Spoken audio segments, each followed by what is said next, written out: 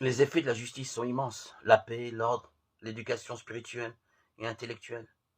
Mais ils le seront encore davantage si nous vivons cette vertu avec le Christ. Pour nous chrétiens, la justice, comme toutes les vertus cardinales, n'est pas seulement œuvre de l'homme. Elle peut être soutenue et sublimée par la grâce de Dieu. Et alors, elle conduit plus loin. Si votre justice ne surpasse pas celle des scribes et des pharisiens, vous n'entrerez pas dans le royaume des cieux. Matthieu 5, 20. Relisons le sermon sur la montagne, Matthieu 5, 3, 12. Voyons combien les béatitudes sont le programme de l'application chrétienne de la justice. En effet, ne nous y trompons pas. La justice ne signifie pas seulement respecter le droit des autres. Pour tout homme, elle revient à considérer dans nos relations l'autre comme une personne, c'est-à-dire un être digne d'être regardé et aimé.